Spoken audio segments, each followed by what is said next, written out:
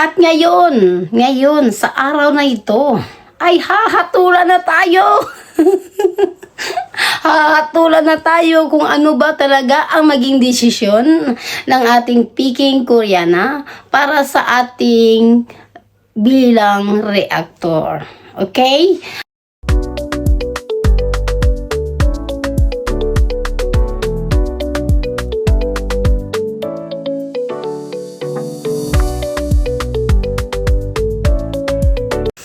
Hello everyone! Good evening, good afternoon, good morning! Saan man kayong sulok ng mundo, ayan.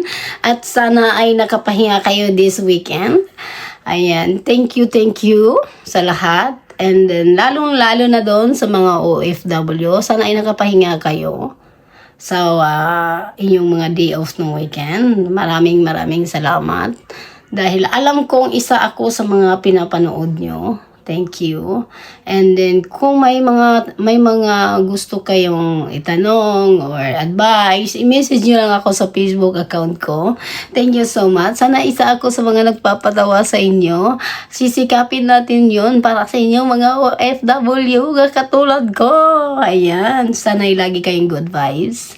At ingatan lagi ang inyong pangangatawan dahil malayo ka sa inyong pamilya. Ayan. Ngayong araw na ito ay special. Kasi ngayong araw na ito, ibibigay ko ang inyong tanong sa akin. Uy, tinadtad ako ng mga message. Tinandar ako ng mga comment ko sa Facebook. Ano na kaya ang nangyayari? Ano na ba ang baylita? At ngayong araw na ito, special edition ito ng aking Peking Koreana reaction. Dahil araw na ito ay hahatulan na tayo. Hahatulan talaga. Ayan. At gusto ko lang malaman nyo na hindi po ito ang araw na magiging malungkot. At kung may mga desisyon man na hindi sasang-ayon sa atin, ay tatanggapin natin at full support pa rin tayo, guys. Syempre, kapag ikay nagmahal, kung masasaktan ka, ibig sabihin yun ay bibitiw ka na. Di ba? Talaga ganun talaga. May mga bagay talaga na hindi natin kontrolado, di ba? At rerespetuhin natin ang bawat isa, lalo na sa mga taong ating minahal at susuportahan kung anong maging desisyon nila. Suportahan na lang natin sila. Diba? Ganun talaga. At maraming salamat pala sa mga international and local supporter. And then sa Chris Natik, sa aking mga kagrupo dyan, thank you so much sa walang sawang suporta at walang sawang nagme-message sa akin. Punong-puno ang aking inbox. Punong-puno ang mga comment section ng aking YouTube channel. And then, yan, ngayong araw na ito ay lahat-lahat ay sasagutin ko dito sa aking special edition ng aking Peking Koreana vlog for today. Good vibes lang tayo, langga. Yan na yun. Ang daming nangyayari. Simula ng Friday, last ko na vlog or live sa inyo, last Friday. Ayan, ang daming nangyayari. Pero magpapasalamat talaga ako sa mga kagrupo ko dyan, kabibilaps, kasisi, kaalagad ni Krishna or Peking Koreana, ang babait. As in, sila na mismo ang kumakalma sa kanilang mga sarili kahit aatakihin na sila. Aatakihin na dahil hindi pa rin natapos ang ating bashing. Sa dami-dami pa rin. Pero alam kong kumalma na talaga. Alam kong kumalma na dahil gumagawa naman ng paraan ng ating bossing para na kumalma both side ng mga basher. Pero pag may matitira pang basher dyan, ay hindi na po iyan supporter both side. Hindi na po supporter ng Peking Koreana yan. Hindi na rin supporter ng ating bossing yan. Ayan ay may mga sakit na yan. Dikit na yan, be. Kaya dapat na yan gamutin. At yan ay hindi na natin papatulan. Ano pa ba? Ano pa bang reason nila? Bakit ganun pa rin yung mga basher nila? Ano pa ba ang reason nila? Ayun na. Nakikita na nila. Marami nang ginagawa ang ating bossing at Peking Koreana para ma-stop na yung bashing. Kahit noon ay nag-hide pa sila, wala pa silang news sa social media na okay naman sila. Ngayon lumabas na sila para maniniwala ang tao na okay na talaga sila. Maniniwala ang mga supporter na okay na sila. Bakit mayroon pa rin? Kasi alam nyo ba, mga basher na yan kahit sino-sino yung mga tao dyan, binabas na nila yan, ay may mga sakit na yan sila. Mga pangit yan, mga yan. Pangit mga itsura, pangit pa mga ugali. Wait lang, magkalma muna ako. Baka magpangit din akong katulad nila. Ayoko dumanda. Ayoko ma-stress. Ayan, kaya good vibes lang tayo ngayon. Maraming salamat sa mga kakusa ko dyan. Kakusa talaga. Maraming salamat dahil kayo ay nagtitimpi na. Sana ay iwasan natin makipagbardagulan ulit sa social media. At alam kong kumakalma na talaga ang aking mga kaalagad ni Krishna. Yan na, mga kasisi ko dyan, mga kumari ko dyan makulit. Kumalma na talaga sila. Alam ko yan. Pero, nagpapasalamat din ako talaga kasi ngayon ay nabawasan na. At, syempre, pagmahal natin ang ating Peking Koreana, ay isa tayo doon, ay umintindi. At palawakin ang ating pag-unawa. Palawakin ang ating isipan para hindi na natin papatulan yung mga negative. Kasi alam naman natin pareho. Alam nyo na, pag kilala natin ang ating Peking Koreana, halos kilala natin yan siya. At hindi yun mababawasan ang ating pagkakilala sa kanya dahil lang may mga basher ng mga ganyan talaga na hindi pa rin natitinag, di ba? Ay hindi na, hayaan na natin sila. Ang isipin natin ay suportahan natin ang Peking Koreana. At maging matibay, parehas dati, same sa dati.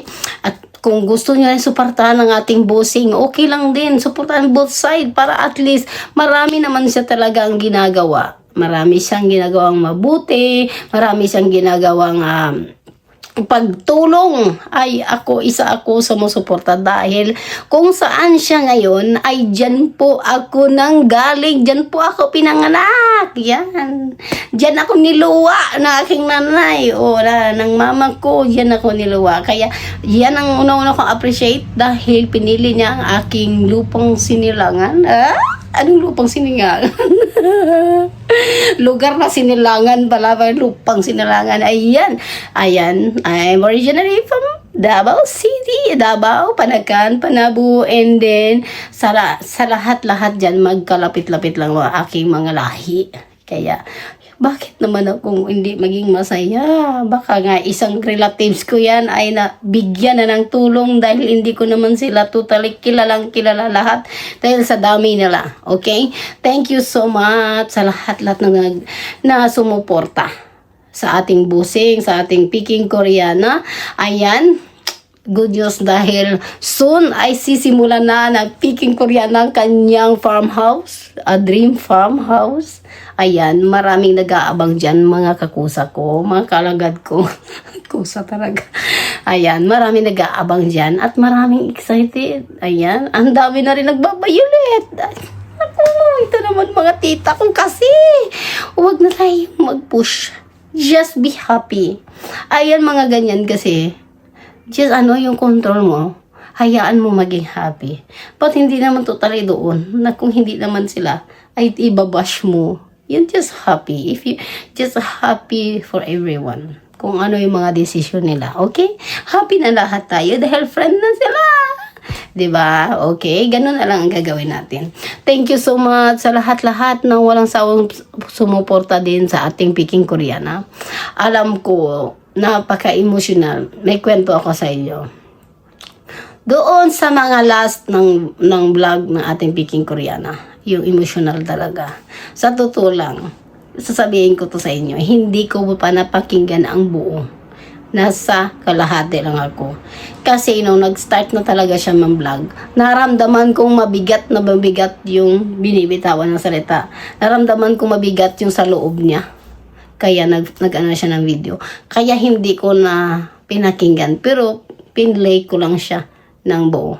Pero hindi ko siya pinakinggan kasi hanggang sa kalahati, 16 minutes lang ata yun, hanggang doon sa kalahati, hindi ko na kaya dahil maiyak na ako. Naging emotional na rin ako. Kaya stop ko siyang pakinggan kasi ayaw ko na madala. Gusto ko positive lang lahat. Pero hindi ko siya pinakinggan totally ng buong video. Kung ano ang sinasabi niya. Kasi hindi na ako kaya. Kaya, silence ko na lang siya or mute at pinlay ko na siya. At hindi ko talaga pinanood ng buo. Ay, oo, no. Ay, pareha na kami nitong hiyakan. Ayan. At, grabe yung mga nangyayari, di ba? At, alam ko na, sa ganun paraan ay gumaan-gaan ang pakiramdam niya. Yung malabas ang sama ng loob. At alam mo, nagme-message ako sa kanya na kung kailangan niya akong tawagan, kailangan niya akong message, kung kailangan niya ng kausap, andito lang ako bilang tita, bilang kaibigan. Kahit hindi man kami actually magkakilala in personal.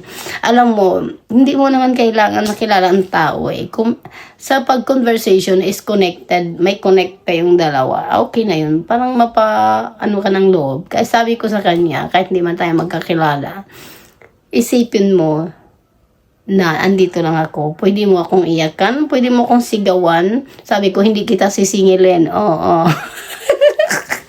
Hindi kita sisingilin. Sabi ko, free lang yun. And alam mo, kahit ating gabi naman, pwede niya akong tawagan dito. Alam ko magkaiba tayo ng oras. At sabi ko, andito lang ako palagi. Andito lang ako palagi para sa'yo. Pero gusto ko lang kasi siyang makausap ng chill lang. Yung positive way. Ayaw ko yung pag-usapan yung mga problema. But if need niya talagang advice na maka-up sa kanya sa mga positive way, ay andito lang ako. Alam niyo ako, pag may mga deep na ako na naramdaman or problem, pero wala na kayo parang easy na lang sa akin. Sinasabi ko kagad pag may problema, konti lang yan. Wala yan sa dati. Kaya kayang-kaya ko yun. Ganun siya, be. Oo, isipin mo, yung ibang tao ay sobra pa dyan. Kaya, kung kailangan niya is nandito lang ako. Sana mapapanood mo to. Andito lang ang iyong tita na makulit. Isa sa mga makulit. Basta, anuman ang problema ay may solusyon yan. Dahil lagi natin naririnig, hindi naman ibibigay yan sa'yo na hindi mo kaya. Pwede kang mapagod, pwede kang umiyak. Pero kaya mo yan.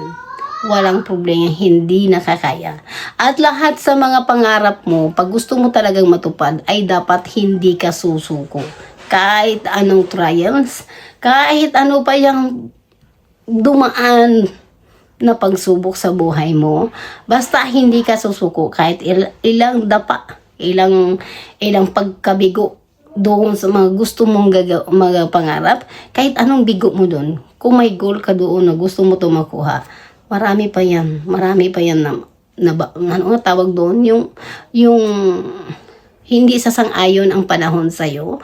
Pero kung hindi ka tutigil, kahit isa, dalawa, tatlo ka pang mabigo, bago mo yan makukuha.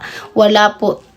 Ayan, sinasabi ko sa inyo, pag hindi ka susuko, maaabot mo lahat ang iyong pangarap. Pag susuko ka, ay siguradong hindi mo maabot ang iyong pangarap. Kung susuko ka sa pagsubok, magiging mahina ka. Yung sasabihin mo, gusto ko to, parang hindi naman to para sa akin. Yan po, ay talo ka dyan. At hindi mo maaabot ang iyong mga pangarap. Pag ganyan ka, dapat think positive ka. Kahit ilang beses ka mabigo, think positive ka talaga. Kasi ibibigay yan sa'yo at makukuha mo talaga yan. Okay? Ganun kasi ako. Isang bagay hindi ko makuha. I spent a lot of money at it's okay. Again. Until you get success in this way. Ganun talaga, girl. Hindi naman lahat ibigay sa'yo ni Lord. Marami pa yung pagsubok na bibigay sa'yo bago mo siya. Kasi, worth it.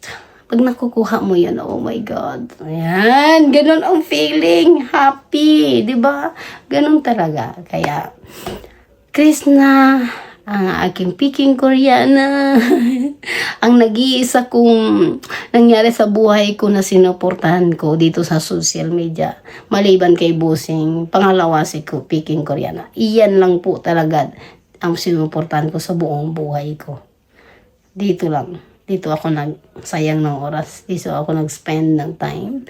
Sabi kay Busing dati and then kay Peking Koreana. Ayan. Maraming salamat din sa lahat ng sumuporta sa akin. Kasi alam nyo ba kung saan saan at ito lahat mapupunta. Ito ay pupunta lahat sa Krisnasik Fund. Walang magbabago yun. Kahit sasabihin pa ni Peking Koreana na hindi ka na mag-reactor, walang magbago.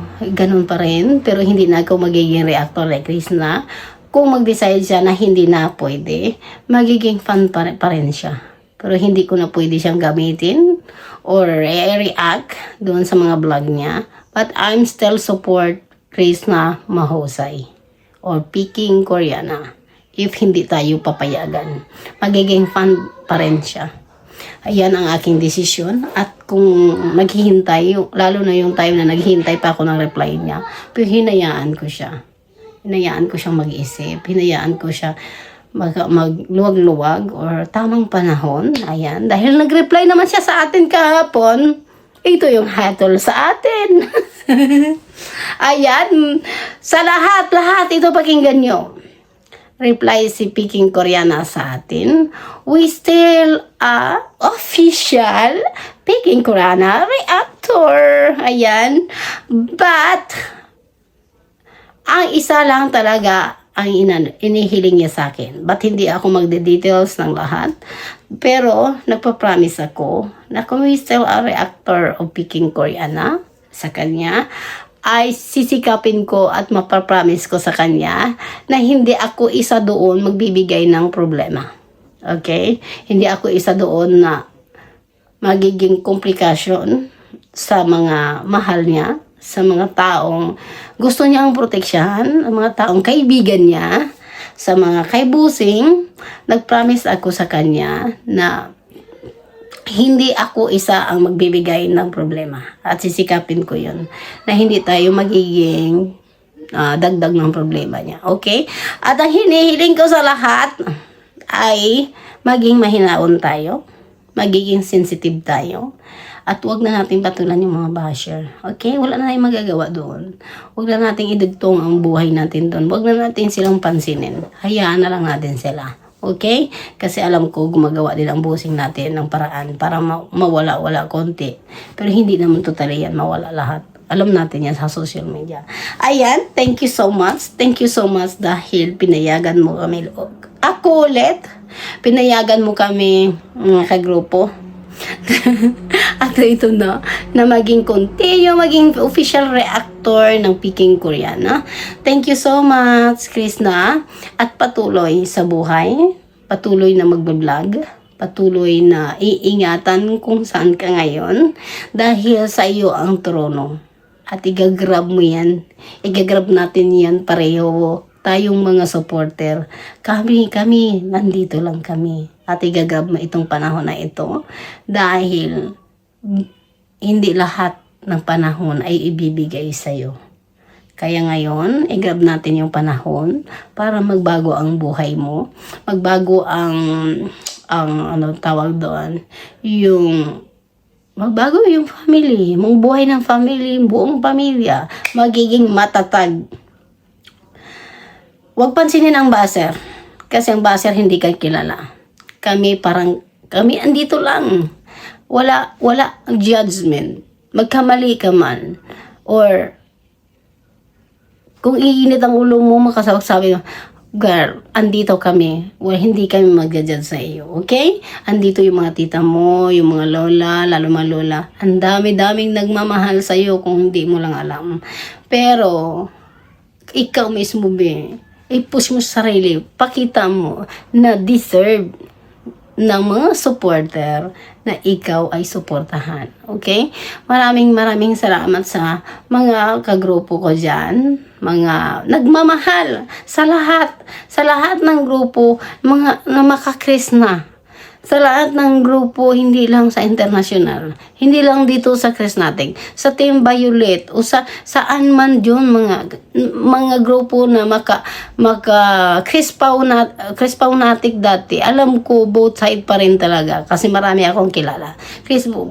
Crispau and kabila. Alam ko, nandyan pa rin kayo, ang iba nakakausap ko, but thank you so much kasi hindi kayo talaga nagbago. Kayo yung nasa support lang kayo both side. Thank you so much sa lahat-lahat ng ganyan. Marami kasi akong kausap. Kaya alam ko na marami pa rin mga open-minded na kahit hindi na sila nagsama, suportaran natin silang dalawa. Ayan, di ba? Ang galing, mga mindset ng ganyan. Wala tayong suportaran yung isa tapos babash mo yung isa. Huwag na tayong nega, okay? Ayan. Thank you so much sa lahat, sa mga laging nakasuporta sa akin. Lahat ng mga Chrisnatic dyan. Yan, Chrisnatic supporters. Saan man kayo, mga grupo-grupo. Thank you so much sa mga unconditional love and support sa ating Peking Koreana. Thank you sa lahat. Ayan, medyo okay na tayo ngayon, kaya maraming salamat sa lahat at ingat ang ating Peking Koreana. Be fresh every day and be positive every day. Be thankful sa lahat-lahat ng nangyayari para nagiging up ka sa araw-araw at hindi ka hihilain ng mga negative vibes ng mga taong hindi nakakilala sa iyo. Ayun, thank you so much and hanggang sa susunod and later magla-live ako. Thank you, sing you, be happy and be fresh everyone. Thank you. Bye.